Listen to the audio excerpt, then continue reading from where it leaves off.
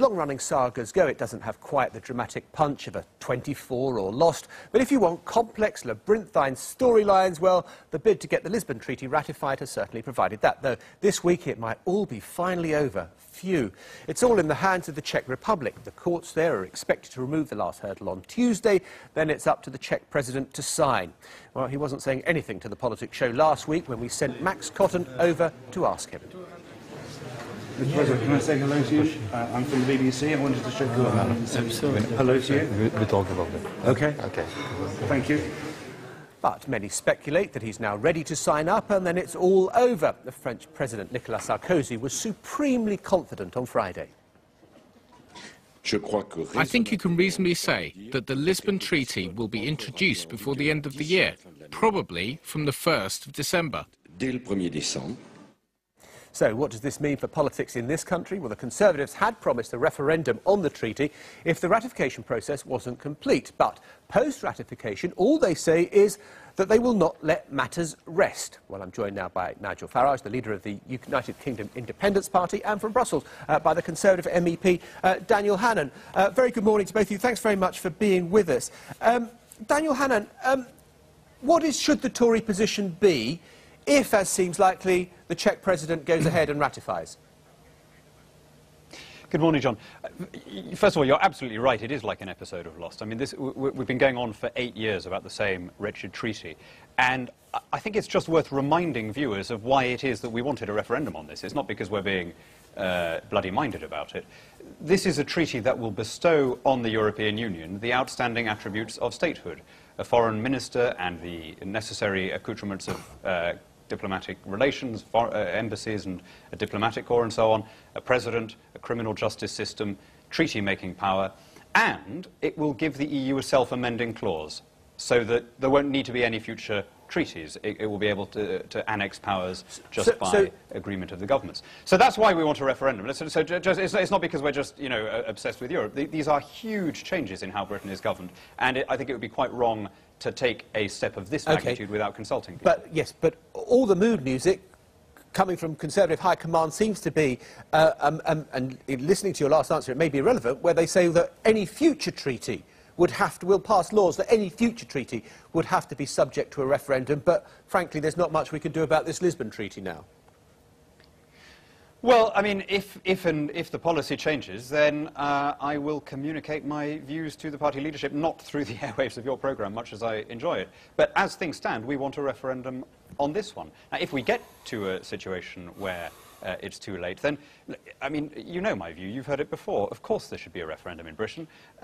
We haven't had a referendum since I was 4 years old. There have been massive changes in the nature of the EU since then, and I think people feel unconsulted. And, it's just worth, for a moment, stopping and thinking. On Thursday there are going to be bonfires all over the country, and people are going to commemorate the preservation of parliamentary rule against a terrorist attack.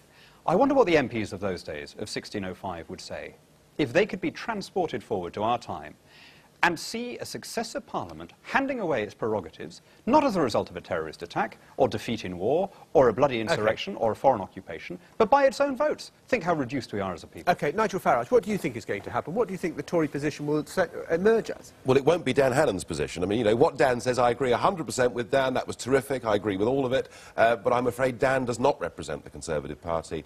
There isn't going to be a referendum. That's perfectly clear. This Lisbon Treaty will be signed within the next couple of weeks.